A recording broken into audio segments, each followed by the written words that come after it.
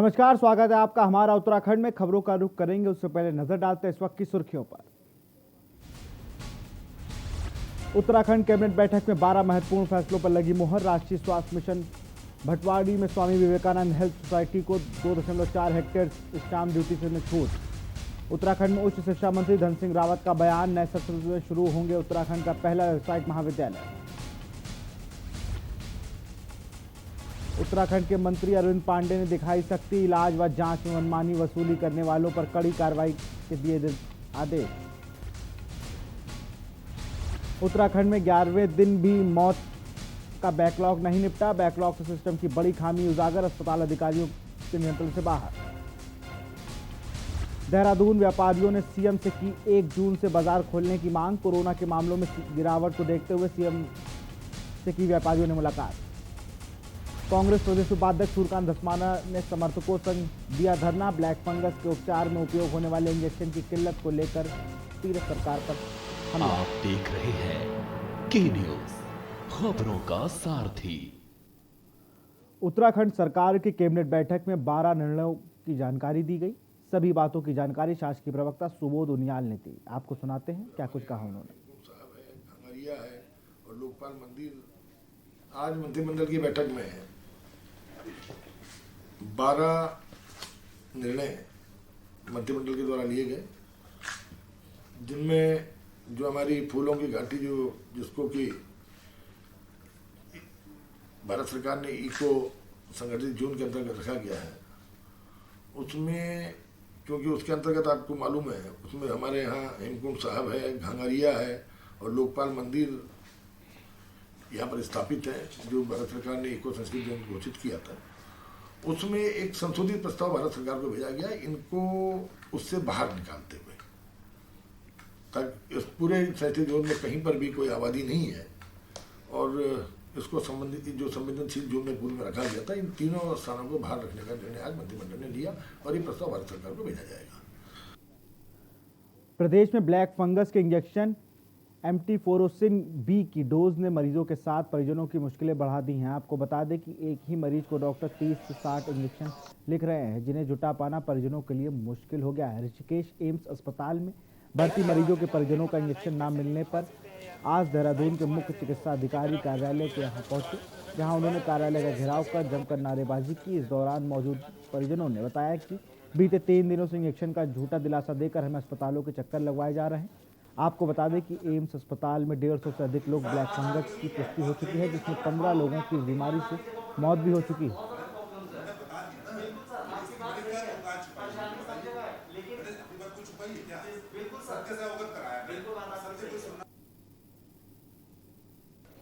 हमने चिकित्सालयों से कहा है कि आप तीमारदारों को यहाँ नहीं भेजेंगे और आप स्वयं आएंगे, अपने अस्पताल के किसी जिम्मेदार आदमी को भेजेंगे और वो यहाँ से इंजेक्शन ले जाएगा। और पहले यहाँ आने से पहले भी आप हमसे संपर्क करेंगे। देखिए, हर चीज़ की व्यवस्था होती है। इस तरीके से अफरा तफरी मचाने से चीज़ें ठीक नहीं रहती हैं, बल्कि इससे और अव्यवस्था फैलती है।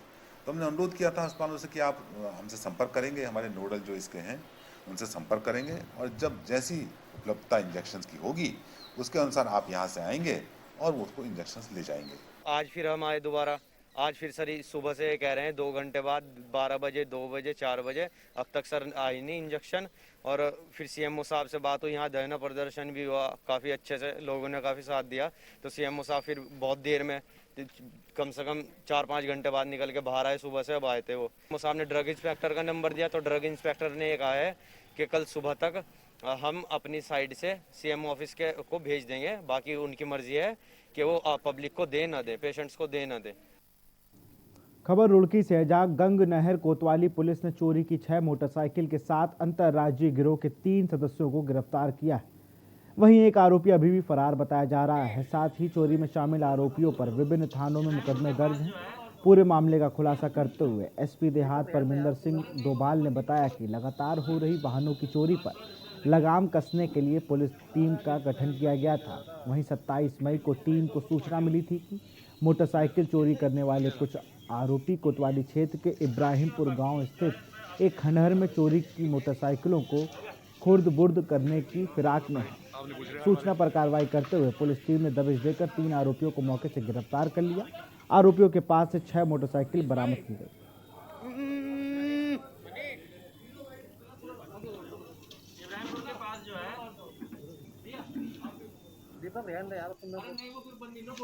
नहर रुड़की थाना क्षेत्र के आसपास गाड़ियाँ लगातार कुछ बाइक चोरी हो रही थी, जिसमें सीओ रुड़की द्वारा इसमें संज्ञान लिया गया था और उनके द्वारा एक टीम जिसमें गठित की गई थी, जिसमें गंगनहर इंस्पेक्टर और उसके नेतृत्व में एक टीम ने कल 3 लड़के इब्राहिमपुर के आसपास से पकड़े थे, जिसमें से हम लोगों को ज़्यादातर पूछताछ की गई, जिसमें हमें 6 अभी गाड़ियाँ रिकवर हुई है, जिसमें 3 हमारे थाना जो क्षेत्र की हैं उसकी हैं और बाकी 3 बाहर की हैं।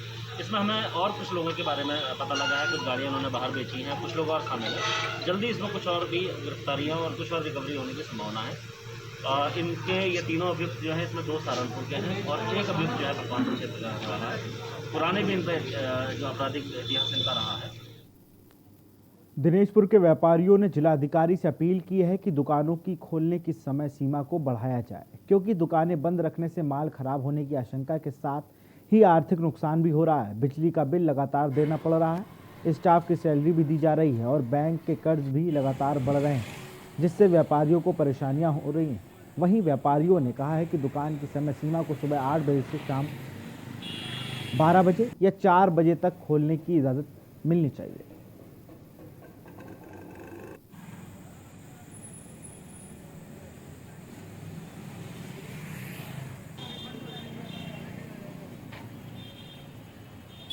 हमारा माननीय जिलाधिकारी जी से यही अनुरोध है कि काफ़ी दिनों से व्यापारियों की दुकानें बंद हैं।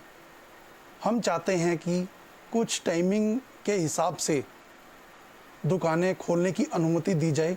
लॉकडाउन में व्यापारी सबसे ज़्यादा परेशान है और सबसे ज़्यादा नुकसान भी व्यापारियों को हो रहा है और जो समय सीमा है वो बहुत कम है। और मैं तो जिलाधिकारी महोदय से माननीय मुख्यमंत्री से यही मांग करूँगा कि जो बाज़ार खुलने का समय कम से कम सुबह 8 बजे से शाम के 4 बजे तक किया जाए और सारी दुकानें खुलवाई जाएँ।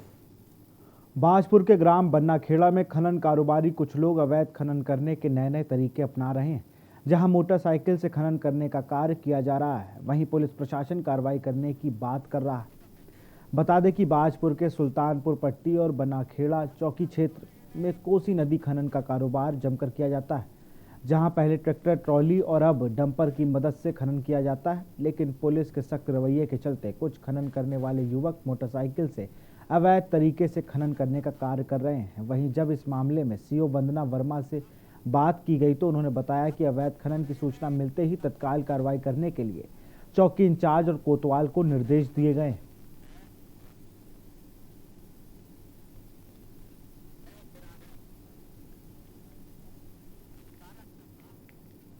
थानाध्यक्ष और साथ ही साथ चौकी प्रभारी को भी निर्देशित किया गया है कि यदि कहीं से भी खनन की कोई सूचना आती है, अवैध खनन की या ओवरलोडिंग की कोई भी सूचना आती है, तो तत्काल मौके पर जाकर कार्रवाई करेंगे।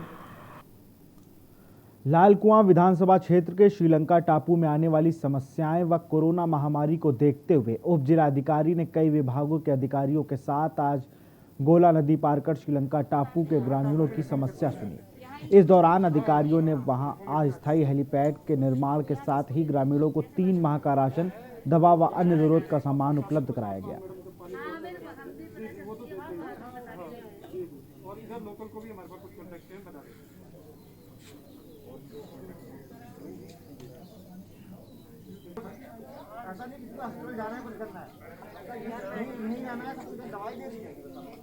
के दौरान ये बात पता चली है कि यहाँ पर तटबंध की आवश्यकता है। लोगों ने भी इसकी मांग भी करी है। पूर्व में सिंचाई विभाग के अधिकारियों के द्वारा इसके एस्टिमेट बना के भेजे गए हैं। आज मैंने उनसे उसमें अपडेट करने के लिए बोला है कि क्या स्थिति है बता दें, और अपने जिलाधिकारी महोदय को भी मैं वस्तुस्थिति से अवगत कराऊंगी और शीघ्र ही तटबंध संबंधी इनकी जो भी मांग है उसको पूरा कराने की कोशिश की जाएगी। पर जो है हर बरसात में जो है हर तरह की समस्या है पूरी, और आज एसडीएम साहब के साथ जो है स्वास्थ्य विभाग की टीम आई है। कुछ लोगों की जांच हुई है अभी और सारी जांच में जो है सही निकला सब, नेगेटिव ही निकला सब। खबर CHC बेरीनाग से है, जहां गंगोली घाट में कार्यरत सभी एनएचएम कर्मचारी द्वारा अपनी 9 सूत्री मांगों को लेकर काला फीता बांधकर विरोध किया। एनएचएम कर्मियों ने सरकार द्वारा शीघ्र हमारी मांग पर गौर नहीं किया गया तो काला फीते बांधकर कार्य बहिष्कार किया जाएगा। 1 जून व 2 जून को सभी कर्मी होम आइसोलेशन में रहेंगे, उसके बाद आगे की रणनीति तय करेंगे।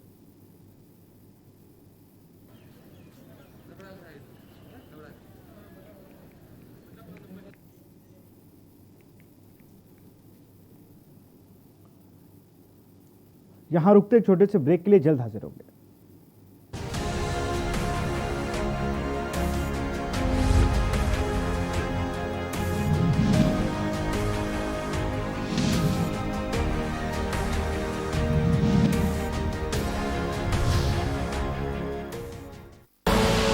आप देख रहे हैं के न्यूज, खबरों का सारथी। क्या राजू, इतना क्यों खांस रहे हो? तबीयत तो ठीक है तुम्हारी? अरे कुछ नहीं यार, वो थोड़ा सा बुखार है, केमिस्ट से दवाई लूंगा। और राजू, हमें कोरोना वायरस को बिल्कुल भी हल्के में नहीं लेना चाहिए। कैसी बात करता है यार, तो दोस्त है कि दुश्मन? बेकार का खर्चा करवाएगा। अरे 2-3 दिन दवाई लूंगा। डॉक्टर हूँ इसलिए समझा रहा हूँ तुझे, लक्षण है तो अपना कोविड टेस्ट करवा लो। ठीक है, मैं 2-3 दिन में अपनी जाँच करवाता हूँ। अरे नहीं, तुरंत कोविड टेस्ट कराओ अपना। रिपोर्ट आने तक खुद को आइसोलेट करो। समय से जांच न करवाने और चिकित्सक के परामर्श न लेने के कारण लोग गंभीर रूप से बीमार हो सकते हैं। समय रहते इसकी पहचान करना जरूरी है राजू। ठीक है डॉक्टर साहब, मैं आज और अभी अपनी जांच करवाता हूँ। जल्द से जल्द डॉक्टर से परामर्श लेकर अपना इलाज करवाओ। और हाँ, अब उत्तराखंड सरकार ने लक्षण आने पर दवाई देने का प्रावधान भी शुरू कर दिया है, समझे? घबराएं नहीं, कोरोना का टेस्ट समय से करवाएं। रिपोर्ट आने तक खुद को आइसोलेट करें। जल्द से जल्द डॉक्टरी परामर्श लें। समय रहते हॉस्पिटल जाएं। कोरोना के लक्षण को समय से पहचानना जरूरी है। कोविड वैक्सीन अवश्य लगवाएं, मास्क पहने और सोशल डिस्टेंसिंग का पालन करें। सूचना एवं लोक संपर्क विभाग द्वारा जनहित में जारी। सुबह के लिए उड़ चला गैरों की ज़मीं पर, खुशबू अपने पन की ढूंढता।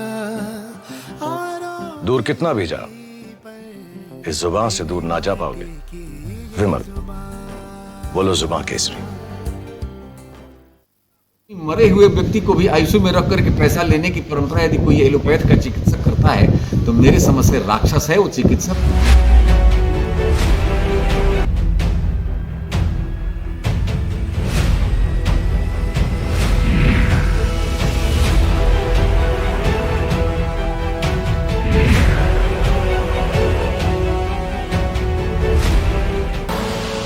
आप देख रहे हैं के न्यूज, खबरों का सारथी।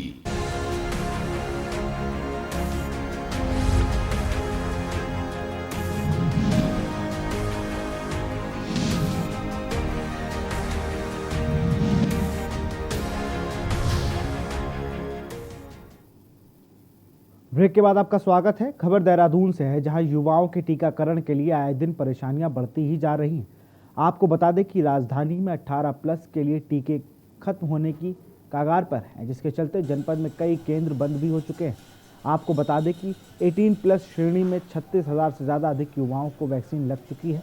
वहीं ज़्यादा जानकारी देते हुए जिला अधिकारी डॉक्टर आशीष कुमार श्रीवास्तव ने बताया कि 45+ के लिए टीकाकरण में कोई दिक्कत नहीं आ रही है। उन्होंने बताया कि 18+ के लिए भी समय सीमा पर वैक्सीन केंद्र से प्राप्त हो जाएगी, लेकिन सप्ताह के आखिरी दिनों में थोड़ी दिक्कत आने की वजह से वैक्सीनेशन की रफ्तार धीमी हुई।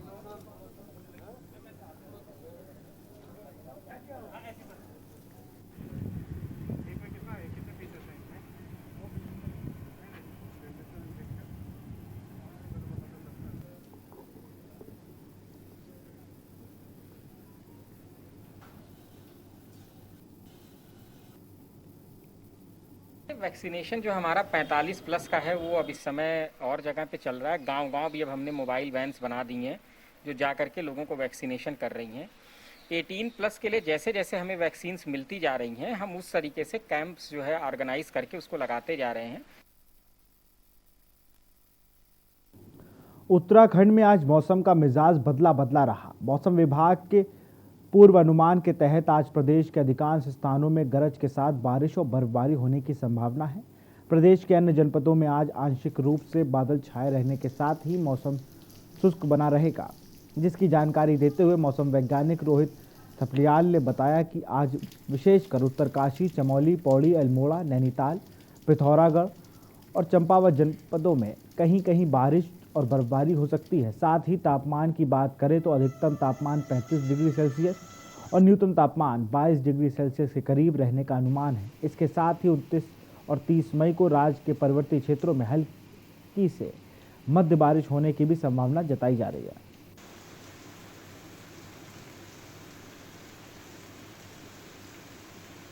मैं मौसम केंद्र देहरादून से बोल रहा हूँ। आज 28 मई को उत्तराखंड के पर्वतीय क्षेत्रों में विशेषकर कुमाऊं रीजन में कहीं कहीं बहुत हल्की से हल्की वर्षा की संभावना है। उसके बाद 29 और 30 मई को उत्तराखंड के पर्वतीय क्षेत्रों में कुछ स्थानों पे हल्की से मध्यम वर्षा और गर्जन चमक के साथ वर्षा की संभावना है, जबकि उत्तराखंड के मैदानी क्षेत्रों में मौसम शुष्क रहेगा। 31 मई और 1 जून को उत्तराखंड में वर्षण में वृद्धि की संभावना है। तो इन 2 दिनों में उत्तराखंड के पर्वतीय क्षेत्रों में अनेक स्थानों पे हल्की से मध्यम वर्षा और गर्जन के साथ वर्षा की संभावना है, जबकि मैदानी क्षेत्रों में कुछ स्थानों पर हल्की वर्षा की संभावना है। 31 मई और 1 जून को उत्तराखंड के पर्वतीय क्षेत्रों में इक्का दुक्का स्थानों पर तीव्र बौछार पड़ने की भी संभावना है। बाजपुर के सामुदायिक स्वास्थ्य केंद्र में 9 सूत्री मांगों को लेकर एनएचएम कर्मचारियों ने काले फीते बांधकर प्रदर्शन किया।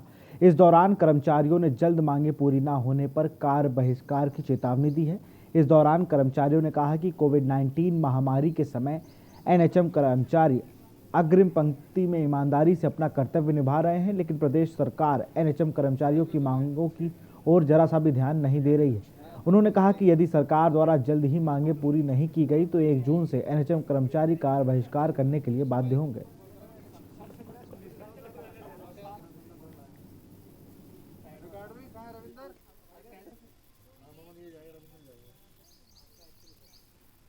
एनएचएम के अंतर्गत जो हमारे जो है 80% एनएचएम जो है कार्य कर रहा है स्वास्थ्य विभाग के अंदर, लेकिन हमारी कुछ मांगें जो है पूर्वतः पहले भी रही हैं और सरकार को पहली बार भी चेताया गया है, लेकिन सरकार द्वारा किसी भी प्रकार का कोई संज्ञान नहीं लेती है और संज्ञान लेती भी है तो उसको जो है एक डस्टबिन में डाल के रख देती है और उसको जो है आगे फॉरवर्ड नहीं करती है। जैसे हमारी प्रमुख मांग जो है, प्रमुख मांगों में सबसे पहली मांग हमारी है कि हमको एक्सकैडर में शामिल किया जाए।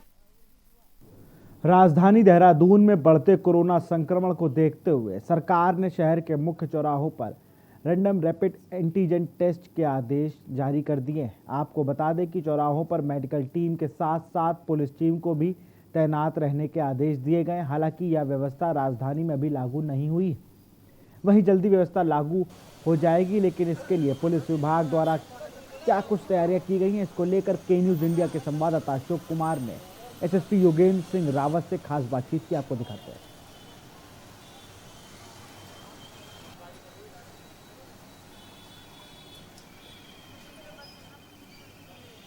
बढ़ते संक्रमण को देखते हुए देहरादून के मुख्य मार्गों पर कोरोना जांच के आदेश शासन द्वारा जारी कर दिए गए हैं, जिसमें कि पुलिस टीम को भी तैनात के लिए कहा गया है। ज़्यादा जानकारी के लिए मेरे साथ एसएसपी योगेंद्र सिंह रावत जी इस वक्त मौजूद हैं।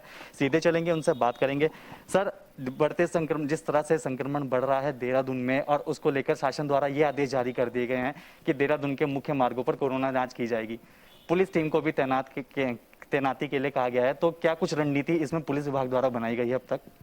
देखिए, पुलिस का कार्य शासन प्रशासन के जो भी नीतियां होती हैं और जो भी उनके निर्देश होते हैं उनका पालन करना होता है, और इस प्रकार की किसी भी जांच में पुलिस विभाग पूरी तरह से सहयोग करेगा। जहां पर भी इसके कैंप या जहां पर भी इसके जो फैसिलिटी है वो बनाई जाएगी, वहां पर निश्चित रूप से पुलिस बल को तैनात करके और इसको संपन्न कराया जाएगा।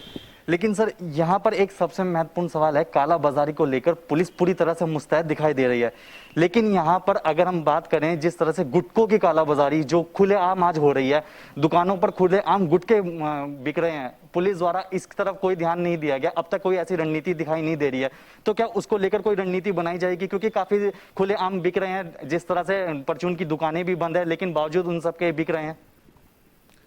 जो इस प्रकार के पदार्थ होते हैं, प्रतिबंधित पदार्थ होते हैं, अथवा जो एक विशेष वर्ग को ही दिए जा सकते हैं, उनके खिलाफ पुलिस समय समय पर कार्रवाई करती रहती है और जो इसके संबंधित एक्ट हैं उसमें भी कार्रवाई की जाती है। आपने जो चीज़ ध्यान में दिलाई है, इस ओर भी ज़्यादा ध्यान देकर और कार्रवाई की जाएगी। मिशन हौसला लगातार जारी है। ऐसे में लोगों की किस तरह से अभी और आगे मदद की जा रही है और क्या कुछ रणनीतियां नहीं बनाई जा रही हैं, क्योंकि कोरोना काल जिस तरह से चल रहा है, जो मध्यम वर्ग से भी नीचे जो वर्ग है काफ़ी अभी भी परेशान है, क्योंकि कारोबार पूरी तरह से ठप हो चुका है। तो उसको लेकर पुलिस द्वारा आगे की क्या और कोई रणनीति बनाई जा रही है? मिशन हौसला जो है वो आम जनता जो कि कोविड कर्फ्यू के कारण प्रभावित हुई है, उसको उनकी वो चीज़ें जो कर्फ्यू से प्रभावित हो रही हैं उनको प्रोवाइड कराना इसका मूल उद्देश्य है। और जब संक्रमण का काफ़ी दौर था उस समय जो ज़्यादा फोकस था वो उस समय बेड दिलाने, ऑक्सीजन सिलेंडर उपलब्ध कराने, दवाइयों को फैसिलिटेट कराने, इन पर ज़्यादा उस समय जोर था। अब चूंकि ये चीज़ थोड़ा कम हो गई हैं, बेड सुलभ हैं, आईसीयू तक इस समय आसानी से उपलब्ध हैं, तो अब थोड़ा सा फोकस जो ये इस प्रकार की, जैसे आप बता रहे हैं कि भोजन सामग्री या इस प्रकार की कोई जो चीज़ें हैं वो प्रोवाइड कराना है। तो निश्चित रूप से बदलते हुए समय के साथ साथ, बदलती हुई परिस्थितियों के साथ साथ मिशन हौसला का जो ऑब्जेक्टिव है वो भी धीरे धीरे चेंज होगा और जो भी नई परिस्थितियाँ उत्पन्न होंगी उनके अनुसार जो भी पुलिस मदद कर पाएगी वो करेगी। तो ये थे एसएसपी योगेंद्र सिंह रावत जी, जिनका साफ तौर पर कहना है कि शासन द्वारा जो भी आदेश जारी किया जाएगा पुलिस विभाग उसका पूरी तरह से सहयोग करेगा और जनता से को पूरी तरह से सुविधा जो भी मुहैया कराई जाएगी समय समय पर उनको वो मुहैया कराई जाएगी। वीडियो जर्नलिस्ट लाइक अहमद के साथ मैं अशोक कुमार, के न्यूज़ इंडिया, देहरादून। यहाँ रुकते एक छोटे से ब्रेक के लिए, जल्द हाजिर होगा।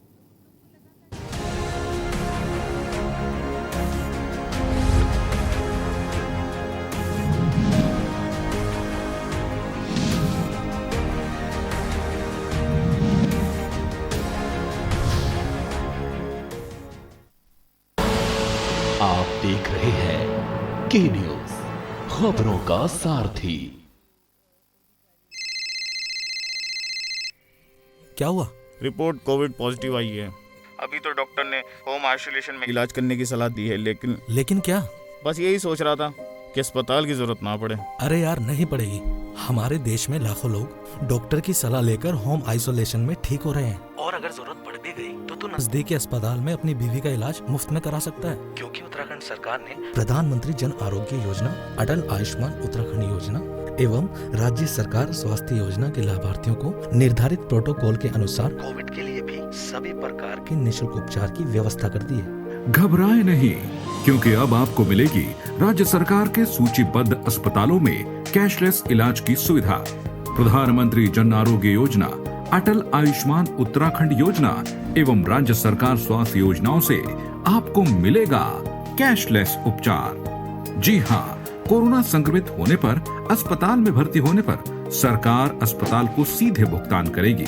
मरीज को चिंता करने की बिल्कुल भी जरूरत नहीं है। NABH मान्यता वाले अस्पतालों में आइसोलेशन बेड पर 8,000, वेंटिलेटर केयर पर 12,000, ICU वेंटिलेटर केयर पर 14,400 रुपए का पैकेज निर्धारित किया गया है, जबकि गैर NABH मान्यता वाले अस्पतालों में आइसोलेशन बेड के लिए 6,400, वेंटिलेटर केयर पर 10,400, ICU वेंटिलेटर केयर पर 12,000 का पैकेज है और ये सारा खर्च सरकार द्वारा उठाया जाएगा। यही नहीं, लाभार्थियों की जांच, उपचार, भोजन और PPE किट का खर्च भी इस योजना में शामिल है। इस मुश्किल घड़ी में अगर अस्पताल करे इलाज में कोताही तो अस्पतालों पर भी तीरथ सरकार करेगी कड़ी कार्रवाई। तीरथ सरकार इस मुश्किल घड़ी में है आपके साथ। बेहतर इलाज, कैशलेस इलाज, कोरोना से जीतेंगे जंग, हमें है विश्वास। पर ये दिल है कि चख रहा है उन्हीं अल्फाजों का दूर कितना भी जाओ, इस जुबान से दूर ना जा पाओगे। विमल, बोलो जुबान केसरी। आप देख रहे हैं के न्यूज़, खबरों का सारथी।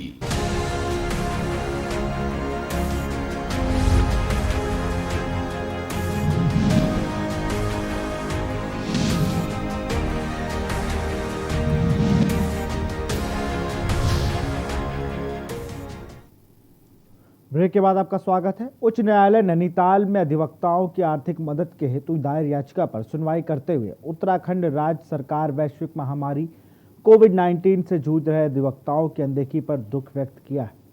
न्यायाधीश ने कहा कि जहां एक तरफ कर्नाटक, तेलंगाना, राजस्थान की सरकार अपने अधिवक्ता समाज के लिए 10 करोड़ से लेकर 25 करोड़ तक की व्यवस्था कर रही है। कोर्ट ने उत्तराखंड राज्य सरकार की गंभीरता एवं निष्क्रियता को लेकर दुख प्रकट करते हुए उन्हें कहा कि हम इस अधिवक्ता समाज का मैं पिता हूं और सभी मेरे बच्चों के समान। मुझे देखकर दुख होता है कि ऐसी वैश्विक महामारी के समय उत्तराखंड राज्य सरकार जरूरतमंद अधिवक्ताओं की कोई मानसिक व आर्थिक मदद नहीं कर पा रही।